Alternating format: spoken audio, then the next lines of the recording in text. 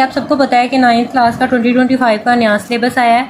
इसी तरह बाकी सारे जो क्लासेस हैं उनके सिलेबस भी चेंज हो गए हैं, तो मैंने चाहा कि क्यों ना स्टूडेंट्स की कॉन्सेप्ट ग्रैब करने में हेल्प की जाए। आज हम मैथ के जो चैप्टर 1 की एक्सरसाइज 1.1 है उसके कॉन्सेप्ट जो है वो उनको ग्रैब करेंगे। अगर आपको मज़ीद इस तरह के कॉन्सेप्चुअल वीडियोस चाहिए या किसी क्वेश्चन का आंसर चाहिए या आपकी कोई एक्सरसाइज समझने की डिमांड है तो आप नीचे कमेंट कर दें। इसके अलावा किसी और सब्जेक्ट के अगर आप कुछ समझना चाहते हैं तो उसका भी नीचे कमेंट कर दें। और मज़ीद इस तरह की वीडियोस के लिए और एजुकेशनल कंटेंट के लिए मेरे चैनल को फॉलो करें।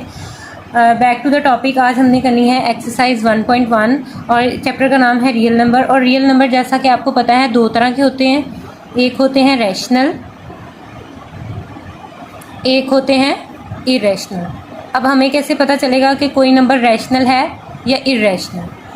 First of all, rational number हम उन नंबर्स को कहेंगे जो टर्मिनेटिंग हो, यानी कि जिनको अगर हम डिवाइड करेंगे तो वो पूरा पूरा आंसर आए, आंसर बढ़ता चला ना जाए। जिस तरह लेट से 15 को मैं 3 से डिवाइड करती हूँ, 3 5 ज़ा 15, तो जो हमारे पास आंसर आया है वो 5 है, यानी ये आगे टू बी कंटिन्यू नहीं है। तो इस तरह के जो डेसिमल्स होते हैं उनको हम कहते हैं टर्मिनेटिंग। ठीक है, टर्मिनेशन, और इस फिनोमिनन को टर्मिनेशन और इसको कहते हैं टर्मिनेटिंग डेसिमल। फिर नॉन टर्मिनेटिंग की दो कैटेगरीज होती हैं, एक होती है रिकरिंग और एक होती है नॉन रिकरिंग।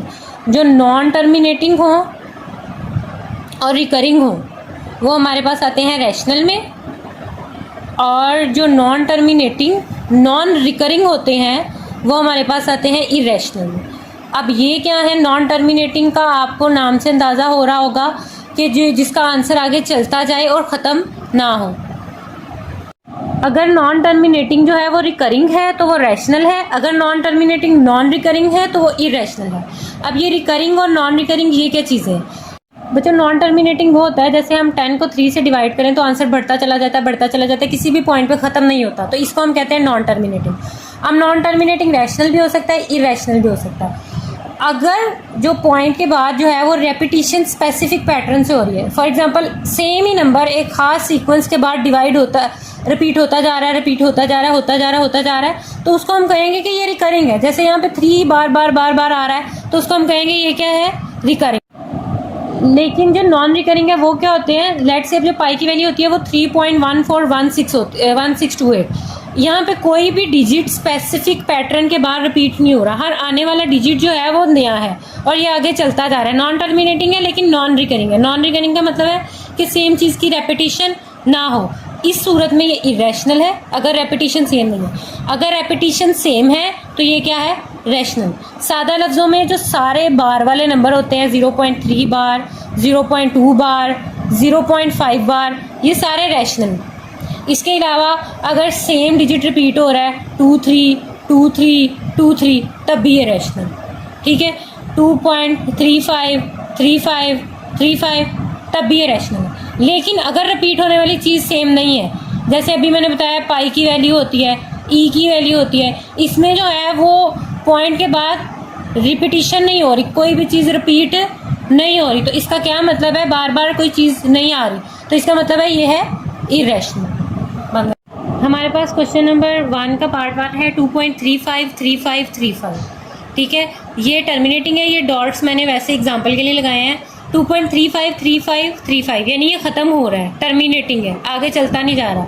टर्मिनेटिंग इसमें आता है रैशनल में। अगर ये नॉन टर्मिनेटिंग होता तब भी ये रैशनल होना था, मगर मतलब अगर इसके आगे 3 डॉट लगे भी होते तब भी इसमें रैशनल होना था, क्योंकि सेम सीक्वेंस रिपीट हो रही है, 353535 रिपीट हो रहा है, तब भी इसमें रैशनल ही होना था। फिर मैंने आपको कहा था कि बार वाले जो सारे नंबर हैं, ये देखें, बार वाले सारे नंबर होते हैं रैशनल। 0.6 बार है तो ये भी होगा रैशनल। बार का मतलब आपको पता है कि सेम सीक्वेंस ही बार बार बार बार बार बार रिपीट हो रही है। ये नॉन टर्मिनेटिंग है लेकिन रिकरिंग है, नॉन टर्मिनेटिंग है लेकिन रिकरिंग है, सेम ही चीज़ रिपीट हो रही है। शॉर्टकट में मैं ये बता सकती हूँ कि बार वाले सारे नंबर रैशनल होते हैं, क्योंकि बार का मतलब होता है सेम चीज़ जो है वो रिपीट हो रही है। अब ये जो है इनके आगे डॉट्स आ रहे हैं, मतलब ये नॉन टर्मिनेटिंग है। अब ये देखिए क्या सेम चीज़ आप बार बार रिपीट हो रही है, अगर सेम हो रही है तो रैशनल है, लेकिन ये सेम नहीं है तो ये क्या होगा, इरेशनल।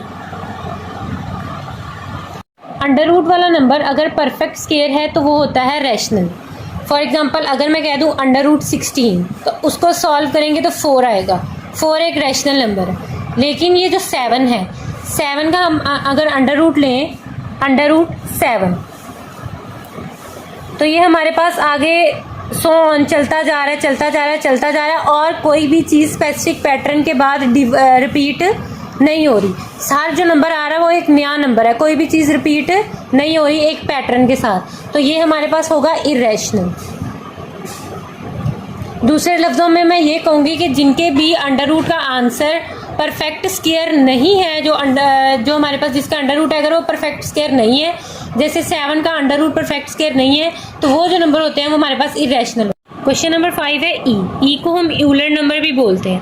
तो अगर हम ई की वैल्यू निकालें कैलकुलेटर से, जिसके लिए हमें शिफ्ट और ये इनका बटन प्रेस करना है, इसकी पावर 1, तो ये आ रही है 2.71828818, यानी ये नॉन टर्मिनेटिंग है और कोई भी चीज़ स्पेसिफिक पैटर्न के साथ रिपीट नहीं हो रही, तो ये भी क्या है, इरेशनल।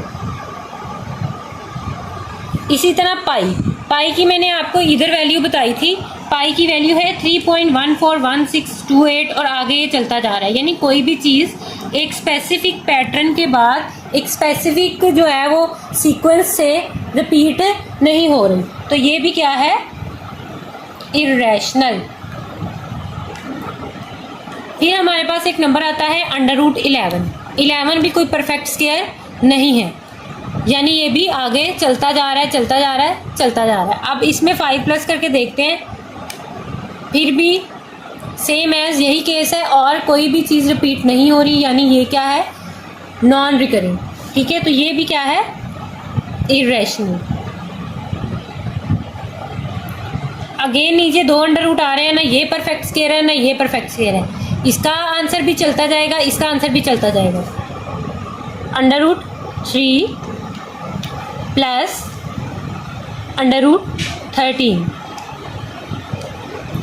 ये देखिए ये नॉन रिकरिंग है, कोई भी चीज़ स्पेसिफिक पैटर्न के साथ रिपीट नहीं हो रही और आंसर भी चलता जा रहा है, तो ये भी क्या होगा, इरेशनल। 15/4 को हमने डिवाइड करने के लिए, देखने के लिए डिवाइड करना 15 को कि आंसर इसका टर्मिनेटिंग है या non terminating. 4 3s are 12, point लगा के 0, 28, यानी ये पूरा पूरा डिवाइड हो गया, आगे आंसर कंटिन्यू नहीं है,